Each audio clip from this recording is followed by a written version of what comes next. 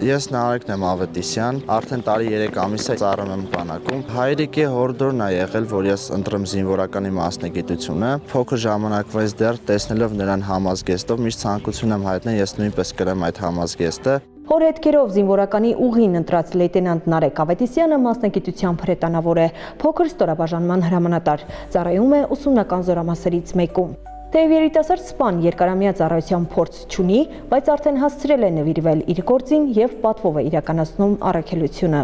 Բոլորս մեր հոգում պետք է ունենանք այդ գաղափարը, որ պարտավոր ենք մենք մեր հայրենիքը պաշտպանել, մեր հայրենիքը ամուր պահել։ Նարեկի ենթակայության տակ հրետանային դասակ է։ Լեյտենանտը պատասխանատու է ստորաբաժանման արտաքին տեսքի հարդարանքից մինչև հմուտ ու գրագետ մասնագիտական զենքին լիարժեք տիրապետող զինվորներ պատրաստելու համար։ Եվ որպես հրամանատար նա անձնական օրինակ է ենթակաների համար, միշտ ձգտել ավելիին ու յուրաքանչյուր պահի պատրաստ լինել վերադասի հրամանները կատարելուն։ Այսօրվա մեր թեմա պարապմունքը լինելու է հրամանքի հիմնական ուղղություն տալը։ Զինվորականի հոգեբանության մեջ պետք է լինի այդ պատասխանատվության ճիղը, քանի որ պատասխանատվությունը դու կրում ես քո անձնակազմի համար, քո անձնակազմի ցանկացած թերություն, դա համարում ես քո թերությունը։ Անձնակազմի մեջ մենք փորձում ենք սերմանել ընկերասիրությունը, ջանասիրությունը եւ ունենալ հայրենիքի նկատմամբ մեծ սեր։ Իմ ամենամեծ ցանկությունը այն է, որ իմ անձնակազմը փորձի տիրապետել իր հրանոթին, քանի որ մենք կրում ենք այս համազգեստը, բոլորիս պարտքն է իրար կողք կանգնել, թեև ու տիկունք լինենք եւ ավելի ամրապնդենք մեր բանակը։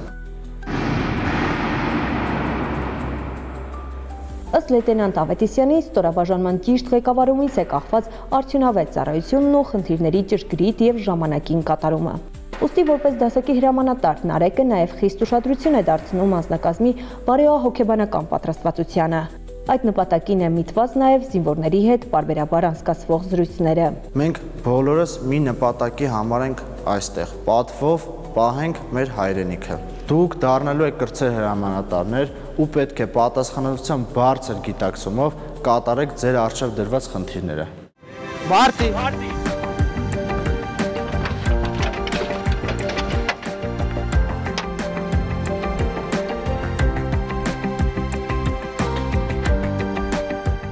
Նարեկի մասնագիտության ընտրությունը պատահական չէր։ Սիրում է թվերի հետ աշխատել, դրամաբանել, հաշվարկներ կատարել։ Զինվորական լավագույն զորատեսակը, որտեղ կարող էր իրեն առավելագույնս դրսևորել, հենց հրետանին էր։ Իր անձնակազմի հետ դասակի հրամանատարը նաև գործնականում է պարապմունքներ անցկացնում, թերացումներն ու բացթողումները շտկում եւ օր-օրի ավելի կատարելագործում զինվորների պատրաստվածության աստիճանը։ Հրետանավորի մասնագիտությունը այդքան էլ հեշտ չէ,